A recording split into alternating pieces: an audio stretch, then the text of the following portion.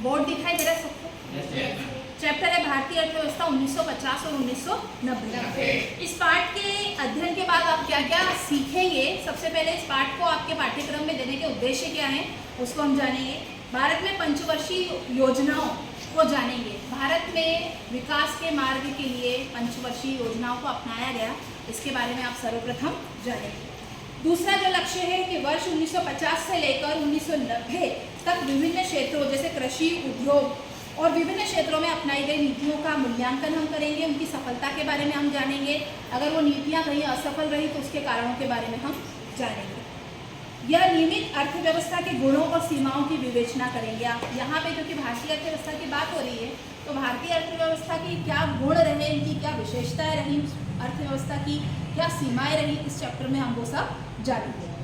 सबसे पहले परिचय शुरू करते हैं। यहाँ मैं आपको बता चुकी थी कि 15 अगस्त 1947 से भारत देश ने अपने विकास की यात्रा प्रारंभ की। ठीक है, इस विकास की यात्रा में 1950 में पहला कदम उठाया गया पंचवर्षीय योजनाओं के लिए। योजना आयोग का गठन किया गया और 1950 में जब योजना आयोग का गठन किया गया, पहली योजना प्रारंभ हुई 1951 में। 1951 से पहली पंचवर्षीय योजनाएं प्रारंभ हुई। इस पंचवर्षीय योजना को प्रारंभ करने के पहले हमारे देश की सरकार के सामने एक प्रमुख लक्ष्य ये था कि अर्थव्यवस्था का प्रारूप क्या हो। अर्थव्यवस्था पूंजीवादी हो या अर्थव्यवस्था समाजवादी हो, ये एक मुख्य प्रश्न था। उस समय के जो हमारे प्रधानमंत्री थे पंडित जवाहरलाल नेहरू, पंडित जवाहरलाल नेहरू ने उस समय की परिस्थितियों को ध्यान में रखते हुए ये निर्णय लिया और लोगों का समर्थन भी उन्हें मिला। और वो ये निर्णय था कि हमारी अर्थव्यवस्था कैसी रहेगी, मिश्रित अर्थव्यवस्था। कैसी रहेगी? मिश्रित अर्थव्यवस्था। मिश्रित अर्थव्यवस्था का अर्थ ये है कि हम समाजवादी अर्थव्यवस्था के गुणों को शामिल करना चाहते हैं और साथ में हम शामिल करना चाहते हैं पूंजीवादी अर्थव्यवस्था के गुणों को।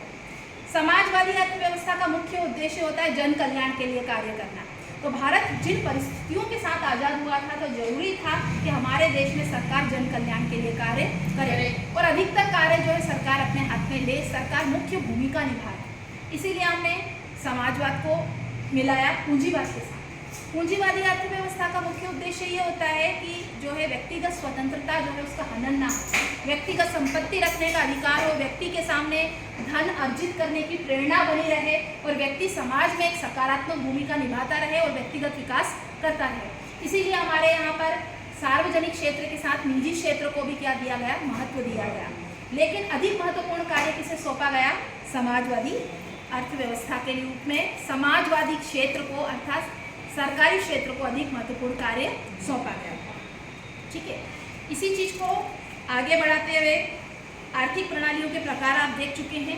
योजना क्या होती है? किसी भी कार्य को व्यवस्थित तरीके से करना योजना कहलाता है। लिखा हमने। आपने लिखा है, वेरी गुड। योजना किसी भी कार्य को व्यवस्थित तरीके से करना योजना कहलाता है। अर्थशास्त्र को पढ़ने का एक मुख्य उद्देश्य ये होता है कि जो आर्थिक संसाधन होते हैं, जो साधन होते हैं वो कैसे होते हैं? सीमित होते हैं और हमारी आवश्यकताएं कैसी होती हैं? असीमित। तो ऐसी स्थिति में सीमित साधनों से हम अपनी असीमित आवश्यकताओं की पूर्ति किस प्रकार करें कि हम अच्छे से अच्छे परिणाम प्राप्त कर सकें, इसके लिए हमारे पास एक अच्छी योजना का होना बहुत ज़्यादा जरूरी है। इसीलिए हमने पंचवर्षीय योजनाओं के माध्यम से विकास करने का लक्ष्य चुना। पंचवर्षीय योजनाएं हमारे देश में चलती रही। पंचवर्षीय योजनाओं में हमने कुछ लक्ष्य रखे। ठीक है, किसी योजना में स्पष्टतः निर्दिष्ट लक्ष्य होना चाहिए, मतलब स्पष्ट लक्ष्य यहाँ पर होना चाहिए। तो हमारी पंचवर्षीय योजना में पहला लक्ष्य रखा गया समृद्धि का। पहला लक्ष्य क्या रखा गया? समृद्धि। पहला लक्ष्य रखा गया पंचवर्षीय योजना का समृद्धि। मतलब हमें क्या करना है? समृद्धि करना है, विकास करना है देश का। इसका अर्थ है कि देश में वस्तुओं और सेवाओं के उत्पादन की क्षमता बढ़ना चाहिए। हमारे देश में अगर वस्तुओं और सेवाओं का उत्पादन बढ़ेगा तो निश्चित रूप से हमारा सकल घरेलू उत्पादन बढ़ेगा। क्या बढ़ेगा? सकल घरेलू उत्पादन। सकल घरेलू उत्पादन।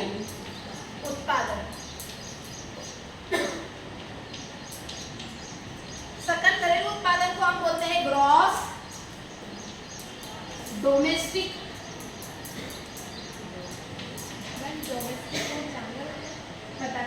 प्रोडक्ट।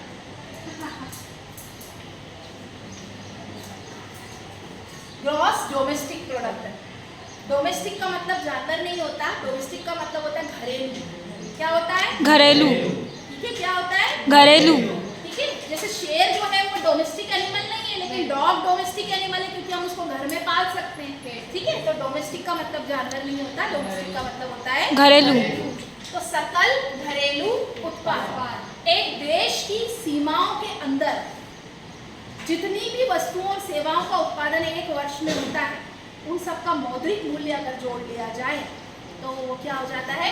सकल घरेलू उत्पाद। अगर तकनीकी रूप से इसकी परिभाषा को मैं दूं तो थोड़ी और कक्षा 10वीं में आपने इसकी परिभाषा पढ़ी होगी। एक देश में एक वर्ष में जितनी भी अंतिम वस्तुओं और सेवाओं का उत्पादन होता है, उनका मौद्रिक मूल्य क्या होता है? सकल घरेलू उत्पाद होता है। बिल्कुल सिंपल सी भाषा में आपको समझाने की कोशिश करूं तो ये है कि एक देश के अंदर वस्तुओं और सेवाओं का जब उत्पादन बढ़ेगा तो क्या होगा? वो वस्तुओं और सेवाएं देश के नागरिकों को उपलब्ध होंगी और उनका कल्याण बढ़ेगा और क्या होगा? समृद्धि होगी, विकास होगा।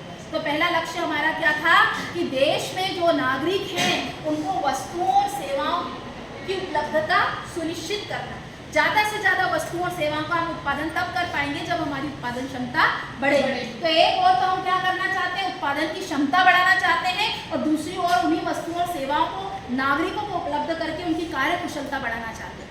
आपको अच्छी वस्तुएं मिलेगी, अच्छी सेवाएं मिलेंगी तो आपकी कार्य कुशलता क्या होगी? बढ़ेगी। कार्य कुशलता बढ़ेगी तो आप उत्पादन भी बढ़ाएंगे, आप उत्पादन बढ़ाएंगे तो फिर उससे आपकी कार्य कुशलता बढ़ेगी और देश क्या करेगा? समृद्धि करेगा, विकास करेगा। तो पहला लक्ष्य हमारा ये था कि देश क्या करे? समृद्धि करे, विस्तार करे।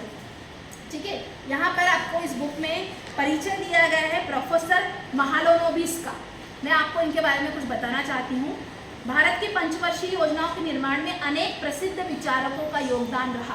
ठीक है, उनमें से सांख्यिकीविद प्रकाश चंद्र महालनोबिस का नाम उल्लेखनीय है। इनके बारे में जानना आपको बहुत ज़्यादा जरूरी है। द्वितीय पंचवर्षीय योजना का सामान्यतः विकासात्मक योजना में एक अति महत्वपूर्ण योगदान रहा। योजना का काम सही मायने में द्वितीय पंचवर्षीय योजना से प्रारंभ हुआ। जैसे हम कोई काम नया करना शुरू करते हैं तो पहली बार में तो हम बहुत अच्छे से नहीं करते। एक बच्चा जब चलना सीखता है तो कितनी बार लड़खड़ाता है, कितनी बार गिरता है, कितनी बार उठता है, पर चलना तो ठीक से नहीं सीख पाता। तो उसी प्रकार से प्रथम पंचवर्षीय योजना में हमने उतने अच्छे से कार्य नहीं कर पाए। हमने जो अच्छे से कार्य करना शुरू किया वो कब करा? द्वितीय पंचवर्षीय योजना में वो कार्य करना अच्छे से शुरू किया। द्वितीय पंचवर्षीय योजना कब? 1951 से पहली पंचवर्षीय योजना 5 साल तक चली, उसके बाद फिर कौन सी आई? द्वितीय पंचवर्षीय योजना यहाँ पर आ गई। इसमें भारतीय योजना के लक्ष्यों से संबंधित आधारित विचार दिए गए। यह योजना महालनोबिस के विचारों पर आधारित थी। अगर आपसे कोई पूछेगा द्वितीय पंचवर्षीय योजना किसके विचारों पर आधारित थी तो आप क्या बोलेंगे? प्रकाश चंद्र महालनोबिस। कहीं कहीं इनका नाम पीसी महालनोबिस दिया होगा। क्या नाम दिया होगा? पीसी महालनोबिस, क्योंकि थ्योरी है तो मैं यहाँ पर आपको बैठ के थोड़ा सा बताती हूँ। ठीक है, प्रकाश चंद्र महालनोबिस याद रहेगा सबको। द्वितीय पंचवर्षीय योजनाओं पर किसका प्रभाव रहा? प्रकाश चंद्र महालनोबिस। ठीक है, हाँ, यह योजना महालनोबिस के विचारों पर आधारित थी। इस अर्थ में उन्हें भारतीय योजना का निर्माता माना जाता है। किसे माना जाता है भारतीय योजना का निर्माता? पीसी महालनोबिस। ये आपको ऑब्जेक्टिव में आएगा, ऑप्शनल में आएगा, तो आप कर आएंगे? जोड़ेंगे तो नहीं? नहीं मैम। भारतीय योजना का निर्माता किसे कहा जाता है? पीसी महालनोबिस। महालनोबिस का जन्म कब हुआ था? 1893 में। ठीक है, 1893 में 1893 कोलकाता में हुआ था। इनकी शिक्षा प्रेसिडेंसी कॉलेज कोलकाता तथा सेंट्रल यूनिवर्सिटी इंग्लैंड में हुई थी। सांख्यिकी विषय में उनके योगदान के कारण उन्हें अंतर्राष्ट्रीय ख्याति प्राप्त थी। मतलब अंतर्राष्ट्रीय इंटरनेशनल लेवल पर लोग जानते थे उनको, इतनी ख्याति प्राप्त थी उनको। 1945 में उन्हें ब्रिटेन की एक सोसाइटी का फेलो सदस्य बना लिया गया। यह वैज्ञानिकों की एक ऐसी सर्वश्रेष्ठ प्रतिष्ठित संगठन है जिनका सदस्य केवल उत्कृष्ट वैज्ञानिकों को ही माना जाता था। वहाँ का सदस्य इनको बनाया गया था। महालनोबिस ने कलकत्ता में भारतीय सांख्यिकी संस्थान ठीक है, ISI, क्या नाम है? ISI। ठीक है, आई का मतलब भारतीय, मतलब इंडियन, सांख्यिकी मतलब स्टैटिस्टिक्स, एंड आई का मतलब फिर इंस्टीट्यूशन। तो आप भारतीय सांख्यिकी इंस्टीट्यूशन मतलब इंडियन स्टैटिस्टिक्स इंस्टीट्यूशन ISI की स्थापना की और सांख्य, क्या नाम है, सांख्य नामक एक जर्नल निकाला, मतलब एक पत्रिका निकाली। जैसे आजकल पेपर वगैरह आते हैं ना, मैगजीन्स वगैरह आती हैं, तो एक पत्रिका उन्होंने क्या निकाली, सांख्य। ठीक है, जो आज भी सांख्यिकी विदों मतलब जो आपके कौन हुआ करते हैं, जो सांख्यिकी में ज्ञान रखते हैं, सांख्यिकी के जो वैज्ञानिक होते हैं, उनमें विचार विमर्श का एक प्रतिष्ठ मंच हुआ करता था, एक अच्छा प्लेटफॉर्म दिया, लोग वहाँ पर आते थे, अपने विचार साझा करते थे, बातें किया करते थे। आज भी ISI तथा सांख्य दोनों को ही समस्त विश्व में सांख्यिकी विदों और अर्थशास्त्रियों द्वारा अति सम्मान की दृष्टि से देखा जाता है। आपसे ये भी पूछ सकते हैं कि सांख्य किसने लिखा, भाई किसने लिखा, PC महालनोबिस ने सांख्य एक जर्नल निकाला, जो किसने निकाला, ISI ने निकाला, जिसकी स्थापना किसने की थी, PC महालनोबिस। द्वितीय पंचवर्षीय योजना के दौरान महालनोबिस ने भारत के आर्थिक विकास के लिए भारत तथा विदेशों से प्रतिष्ठित अर्थशास्त्रियों को आमंत्रित करने की सलाह दी। उन्होंने कहा, जैसे हमारे घर में अगर कोई बीमार होता है तो हम बहुत सारे डॉक्टर से कंसल्ट करते हैं कि भाई इनकी तबीयत सुधर जाए, करते कि नहीं करते? आपको नींद आ रही है? सीधे बैठो, सीधे, यस, सीधे बैठो, यस। तो उसी तरीके से इसके लिए एक लगाव होना बहुत जरूरी, एक संवेदना होना बहुत जरूरी कि ये देश मेरा है। ठीक है, तो उन्हें ऐसा लगाव और ऐसी संवेदना थी, इसी के कारण उन्होंने क्या किया, उन्होंने राय दी कि आप देश विदेश के अर्थशास्त्रियों को बुलाइए और देखिए कि भारत का विकास किस तरीके से हम तेजी से कर सकते हैं। द्वितीय पंचवर्षीय योजना के दौरान महालनोबिस ने भारत के आर्थिक विकास के लिए भारत तथा विदेशों से प्रतिष्ठित अर्थशास्त्रियों को आमंत्रित की जाने की सलाह दी। मैम कालांतर में वापस से स्टार्ट कर दे, क्योंकि ज़्यादा बड़ी वीडियो लोड नहीं होगी ग्रुप में।